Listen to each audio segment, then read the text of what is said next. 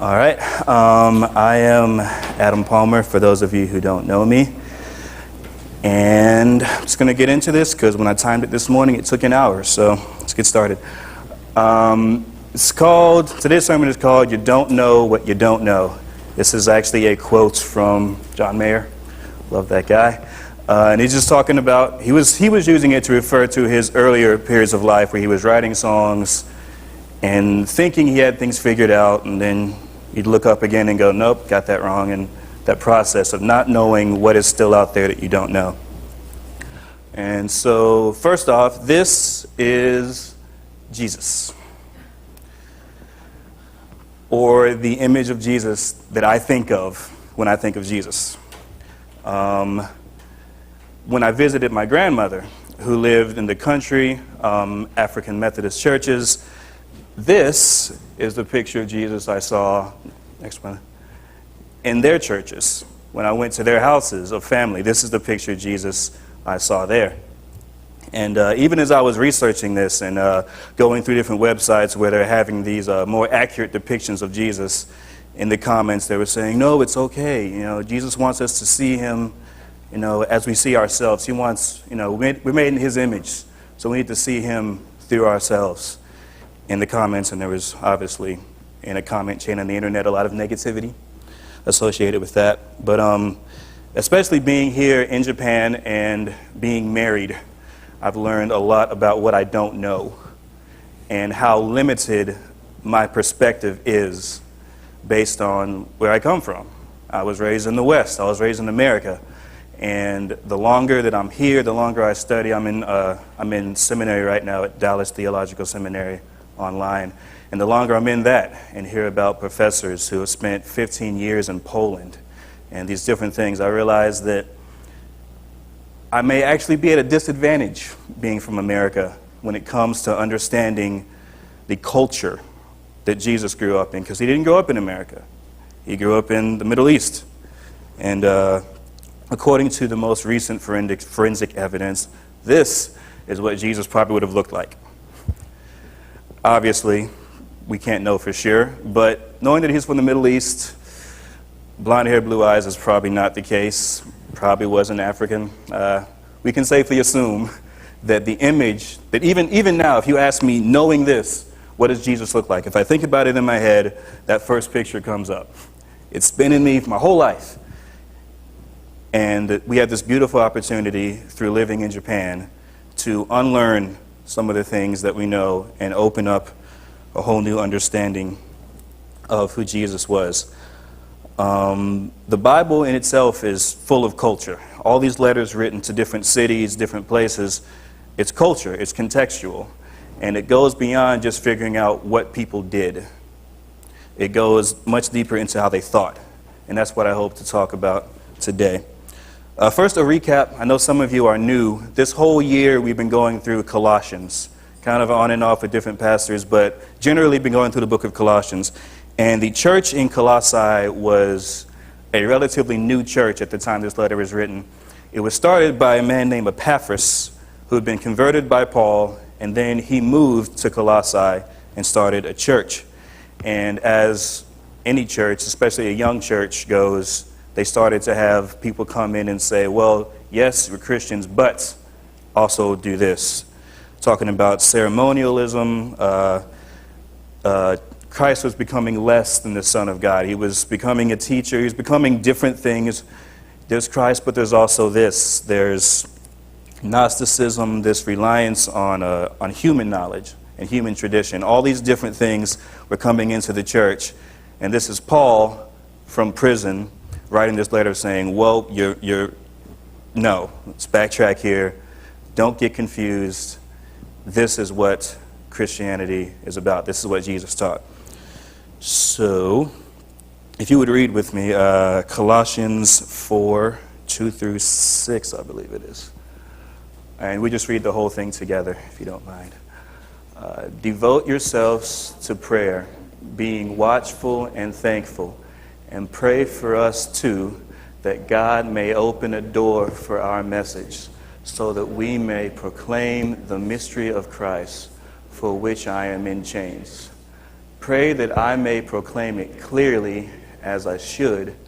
Be wise in the way you act toward outsiders, making the most of every opportunity.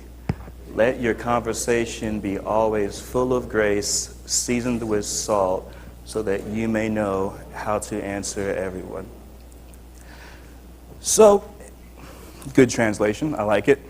And I was going through and looking at the Greek, I don't speak Greek, I barely study Greek, but looking back at the way they meant these words, it was amazing how, even though it's a good translation, it was missing part of the original idea. So then I found this translation. Next slide. Nope, one more, sorry. Go back. This one, yes. This one changes words here and there, but it's actually closer to what the understanding would have been in Greek. Continue steadfastly in prayer, being watchful in it with thanksgiving. At the same time, pray also for us that God may open the door to us, a door for the word, to declare the mystery of Christ, on account of which I am in prison, that I may make it clear, which is how I ought to speak. Walk in wisdom toward outsiders, making the best use of the time.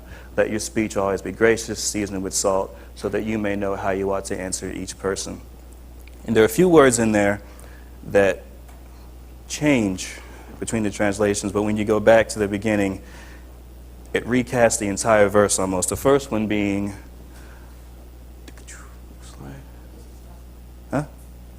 next slide, please. Next one.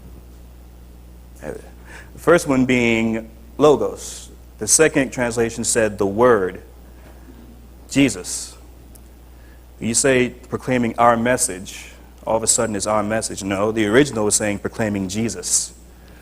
Next is the best use.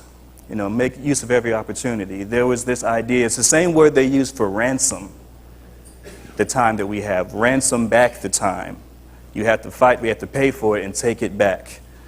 Next was towards. It said in the first one, I can't remember what it said in the first one, be wise how you interact with outsiders, basically. And this is saying, no. It's saying towards outsiders. It's the same word for the destination of something.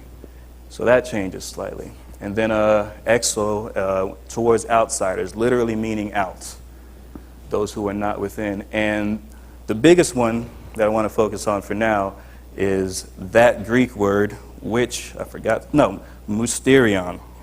I don't know how to read Greek, as close as I can get. But this mystery is not something that is undiscerned by men themselves. It's something that can only be understood through divine revelation. And so when you talk about declaring the mystery of Christ, it's not saying put together the right words, say the right things. It's saying God has to open the door. This is the focus of this entire passage is about opening the door, because only God can open that door. And even in that, I don't know how it affected some of you, but me growing up in my background, I was always had this impression of if I can say the right words, have the right apologetics, put together the right Romans road, it's a guarantee almost. And having been here for 2 years and done that and seen them look at me and go, cool, and nothing changed, it's not on me. So the first thing to remember through all of this is that God opens the door, not our wisdom, not our tradition, not our apologetics. First and foremost in all of this, God has opened the door. Okay. So now we get into the idea of Jesus not being from the West and the opportunity that we have here in Japan to understand a culture which in many ways is more like the culture Jesus would have grown up in. First is this Eastern idea of honor and shame. We talk about the West being a guilt culture, and Japan and many Eastern cultures being an honor or shame thing. I was doing a lot of research on this, and basically honor and shame were pivotal values during the first century. And honor was a combination of two things: the value of a person in their own eyes and the value of a person in the eyes of their social group. Both of these played a key role in honor. And so Christianity from the start just throws that aside. You look at Philippians. First, in Philippians 2, Jesus made himself nothing. Paul saw himself as nothing. So already we have half of that honor taken away. How I see myself as nothing. And in the next chapter, you hear Paul talking about all the worldly things. I memorized this before, forgot it now. He talks about everything that, all his earthly values he puts aside for Christ. Being born in the tribe of Benjamin, going to the right schools, as far as zeal, perfect in the law, persecuting Christians, all these things that the culture would have said, yes, that's honorable. You've earned your honor. He's saying it means nothing. And if you talk right now to Japanese students, I teach many Japanese classes, and I have middle schoolers who are freaking out about this test they take at the end of middle school and determines which high school they go to. The system is slightly changing, but in general, this test determines which high school you go to, which determines which college you go to, which determines which job opportunities you have. So it is not a matter of this Western idea of, pull yourself up by your bootstraps. I stood on my own 2 feet. A lot of this is determined based on where you were born, what school you went to. All of these things play into your future and who you are essentially in the eyes of society. And Paul, who had won, essentially, he won at life at that point. He had all the advantages that all people will look at him and go, yes, this guy, I'm going to follow on this path. He's done it. He meets Christ and says, I did what you're aspiring to. I did what culture has taught you is an incredible thing to do, and I consider it nothing. Not some outsider saying this, coming in and saying society is wrong. Paul from the inside of this shame culture saying, I want honor in your eyes, and I consider it nothing. Understanding it through that lens is incredible, to reread some of these letters and just how vehement he was about these things.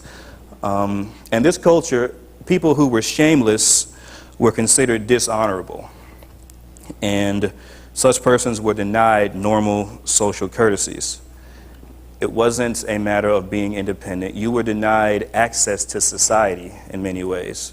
And I've only been here 2 years, so I can't speak with much authority on Japanese culture, but I think you can venture to say that there's a strong in-group, out-group dynamic going on here, and it's very important to be in the group. The next ideal of Japanese culture along with this, the in-prison part, that's what I meant to accent earlier, the in-prison part. For Paul to even say he's in prison after all the things he had, this is a shameful thing. For him to say this, to say it boldly, is completely countercultural, completely against the idea of hiding what is wrong, putting forth your best face. For him to say this proudly and be shameless in this was incredibly countercultural. And while there's almost a reverence for standing on your own 2 feet and admitting you're wrong in the West, I admit I was wrong, I made a mistake. That's not how it works here. It's very, very opposite of that. Just look at the tragedy in Fukushima and see if it's good to admit that you made a mistake and say that I've done something shameful, or even admit that something's wrong with you. As much honor and shame, as much value as they place in the honor and how people see you, to admit these things was crazy. The next thing, being individualism versus collectivism. In the West, in the Western mind, we say with pride, I'm my own man, my own opinions, stand on my own 2 feet.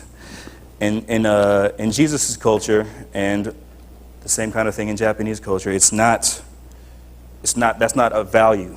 That means you've separated yourself from the circle. You're outside now. Group bonding and social cohesion were valued over the individual. And an aspect of love in that culture was the refusal to do what will bring harm to your kin and what would harm yourself, because you are part of that group. You are your group. And here comes Christianity teaching that it's okay to break family ties rather than give up your faith. And this would have been not just different or strange, but radical and outlandish in a culture where you are defined by your family and your social circle. And it was much bigger than giving up material goods. It wasn't just, I'm going to follow Christ and I might be poor for a while. You were turning your back on so many things that you've been raised to value above all else for a guy who was outside. The longer you're here, I know that when I look back on what I've said here 10 years from now, being here that much longer, it will make so much more sense. But just opening your eyes to the fact that Jesus grew up in the Middle East, not in the West, not as far in the East as Japan, but this weird mixing of Roman Western culture and Greek Eastern culture. It's pretty cool to reread the Bible through this lens. All right, so the next thing, next slide, is to make it clear.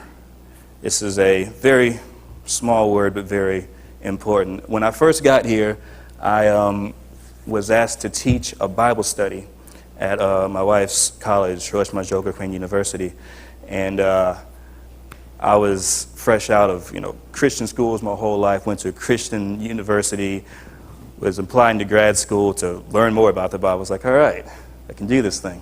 So I went there and borrowed a story from Pastor Chris that he shared a long time ago. He said something about a woman who had stolen bread and got caught. And she went to the courts, and the judge said, you've been found guilty. And she said, I can't pay.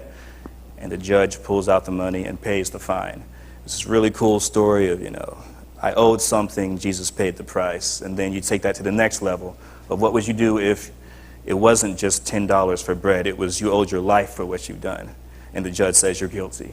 And then Jesus comes in and says, I'll die in his place. And in my mind, this is a very beautiful metaphor. I like the analogy. And I said that through the translator, and they went, okay. No reaction, oh, okay, it's a good point, nothing.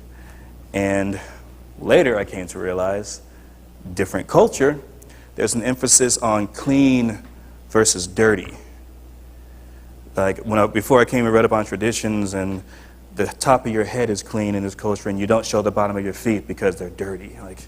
These weird ideas, and good spirits in, bad spirits out every year, and you take your shoes off in the house. There's this emphasis on clean versus dirty. So to make my message more clear to people who didn't grow up the way I grew up, it was more effective to use this metaphor from their culture, from their understanding. And I believe that when you're dealing with a place like Colossae, which at the time this letter was written was falling off, but before then was a huge center for commerce. So hundreds of people were coming through in different ideas, different religions, different philosophies, and you have this mix of all this. So when you write a letter to people dealing with this, it's important to be clear, not from your end, but communication is what they understand. So you can't go, it makes sense to me, here we go. You have to think about what makes sense to them. And this takes a very intentional thing and gives you a great opportunity here in Japan to look at someone and say something that you think makes all the sense in the world and see them go, and it doesn't work sometimes. All right. Next thing, I think one of the most telling things about Japanese culture that also applies to the Middle Eastern culture through my research is that the word for different and the word for wrong are the same word. It's a very telling thing about how traditional this society is. Tradition is valued above above anything. And so because of that, there's this intrinsic incompatibility between Christianity and classical values. Because Christianity, not only morally and in all these different ways, contradicted the culture. They're not saying the Roman gods we've had for years, add Jesus to them. They're saying forget all these years of tradition and trust this new thing. And As you can see here around you, new things are not exactly embraced, especially from outsiders.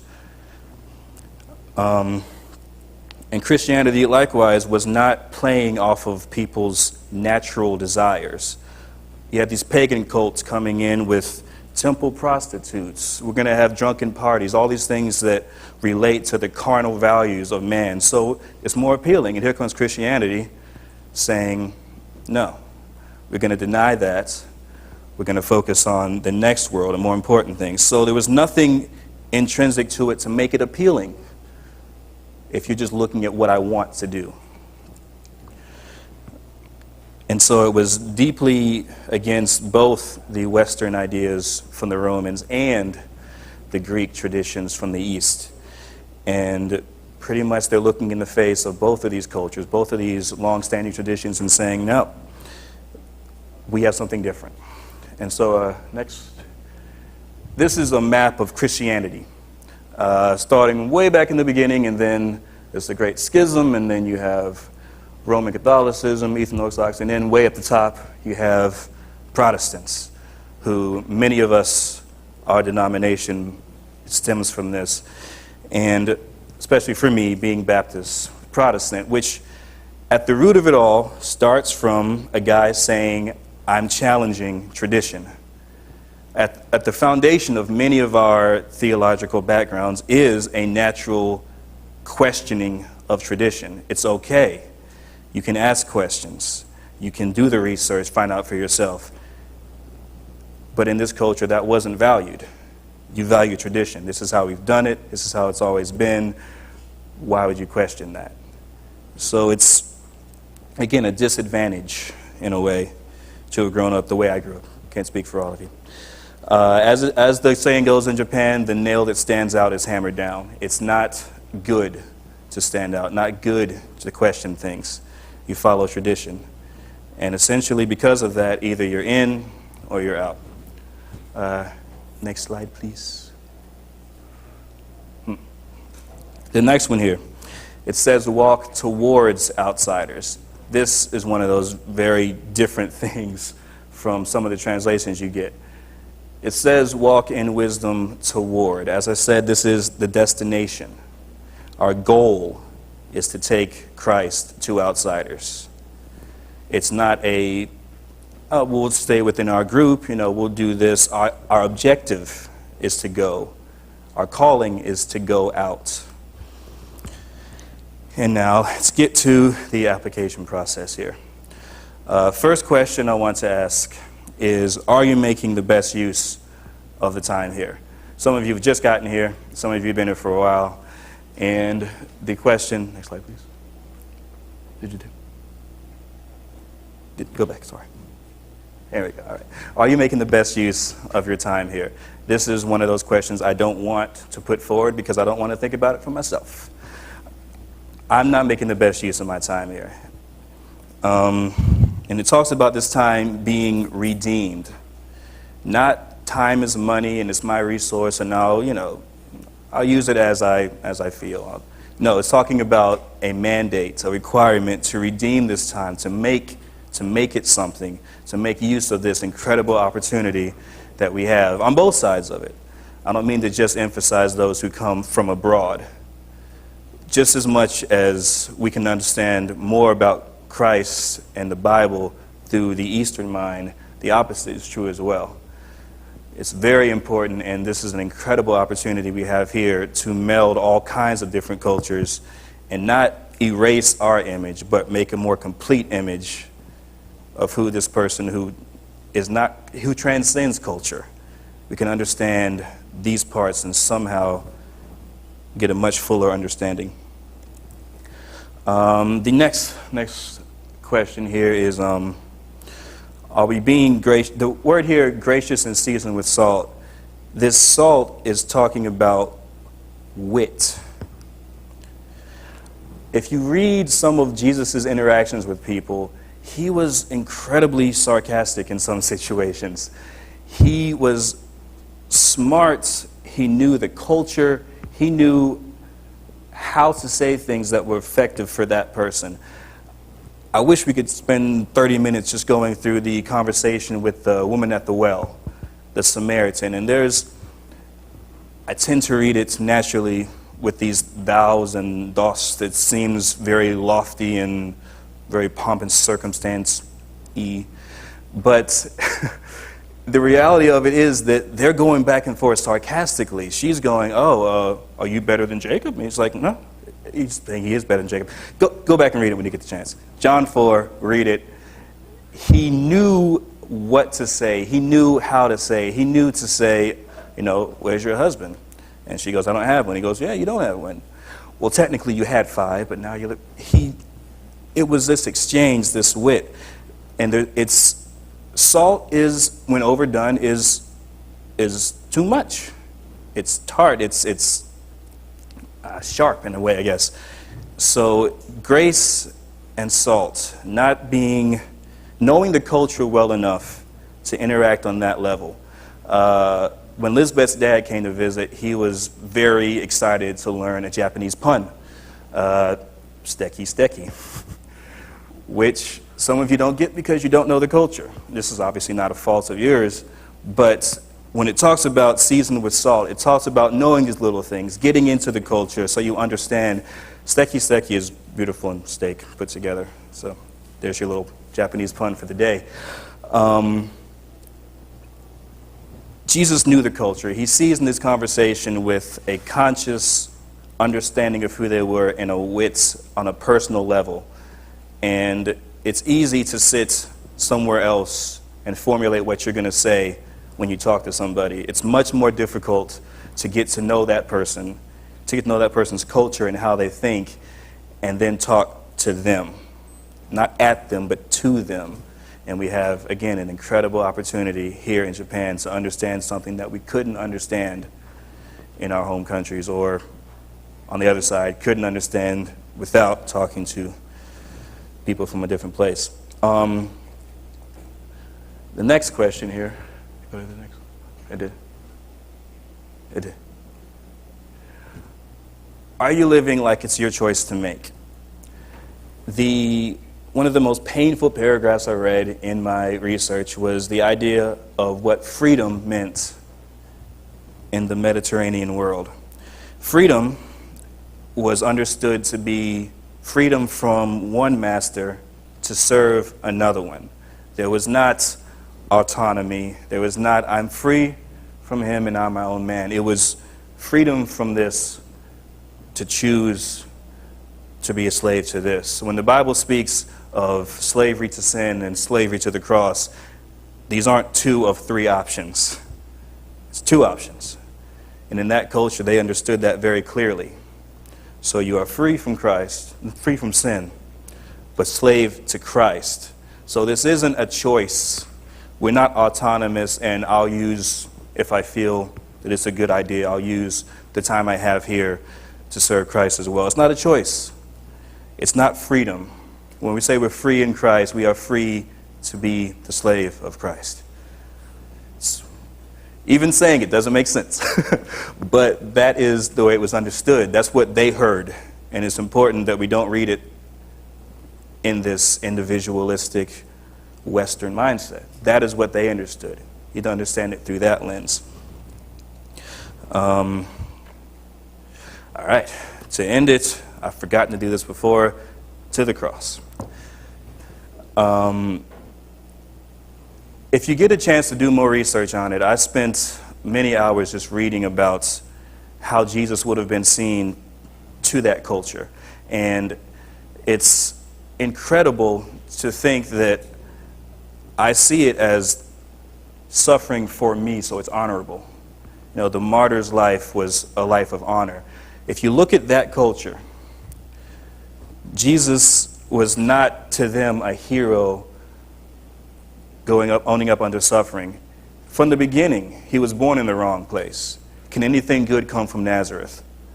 When he spoke with authority, it was amazing because he shouldn't have had that authority. He didn't have the background of someone like Paul. He's speaking with authority in the same way as the people who had the authority of the culture, who had studied in the right places, knew the right things, had the right relationships. But here comes this guy from Nazareth, and he speaks in such a way that it's moving people. The people who should have the authority are falling in front of him and failing before his grasp of the word and his... I don't even know how to explain what it would have meant. In their heads, to the Pharisees, it wasn't, I've lost this battle, this argument. It's, I've lost the authority. He's taken something that the culture has given me, and now they're not responding to that. And so we have this guy who is saying to a well-established culture, no, this is the new way. This is how it should be. These things that you value, these things you built your life around, they mean nothing compared to this, compared to what I have to offer.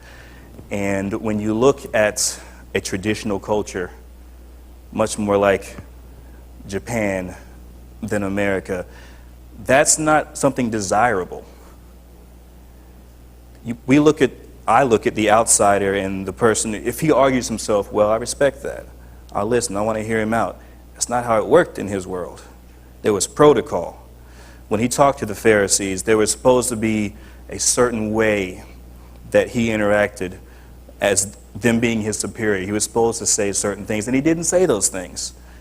He was not supposed to even engage with the Samaritan woman, but he did. So he's doing these things that are shameful to this culture, that are very countercultural, and yet people are responding to this. Secondly, Jesus was a terrible marketer.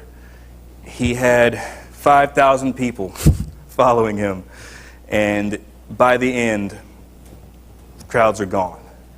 He wasn't trying to feed people what they wanted to hear. In this culture, he was alienating himself. He was an outsider. And this isn't, again, it's not the same understanding that I grew up with as the rebel, almost the glorification of the guy who stands alone. That is not remotely desired in Jesus' day. And yet, he's calling people to do that. He's calling people to turn away, to essentially hate their family compared to how much they love him. This is not a desirable thing in any way. Something that resonates with me, this idea of having that calling and going after it. That was not the effect it would have had when he said these things back then. So he dies almost alone. Very few of the people who would have been there or should have been there were there. And even beyond that, just this small fact as I was reading more about it, he was buried in a tomb by himself. Joseph of Arimathea bought a brand new tomb and put him in it, in a culture where the honorable thing is to be buried with your family. We see the reverence in funerals and such here in Japan. You go back every year to your family grave. There's a family.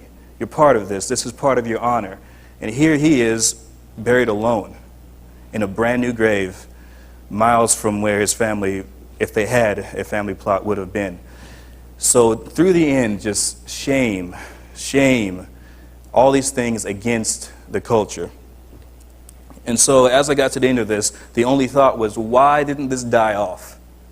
Why would this continue for 2,000 years and grow compared to other religions and other philosophies and traditions, which would perfectly play into what people should want, especially in that culture, even just people in general, based on carnal desires? Why wouldn't something that embraces do what you want, feel free, happiness is why would this religion, why would Christianity and these teachings persist? And the only answer that I've ever come across for that makes any sense is because of the mystery of Christ.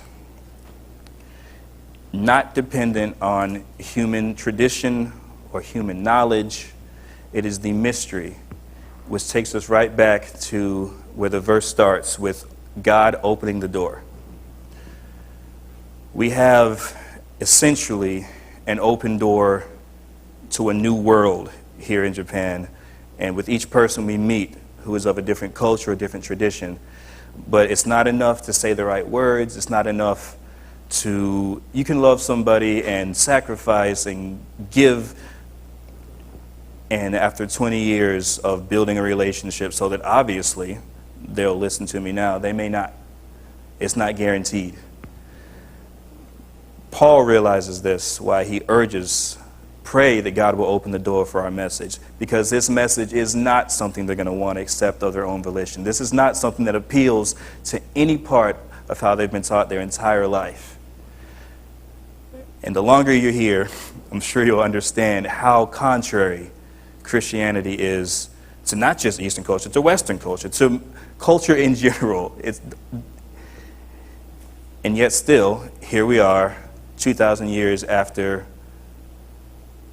Jesus died, here worshiping Jesus. Contrary to logic, contrary to culture, contrary to what makes sense.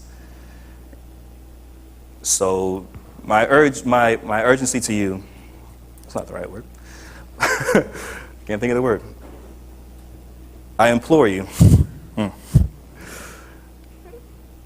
to pray, understand that we have a unique opportunity, but no matter how prepared you think you are, in this culture and in any culture, it is entirely dependent upon God opening a door so that this mystery that is not revealed through knowledge, but only through the Spirit, is able to continue and persist against all odds. It's not us, thank goodness.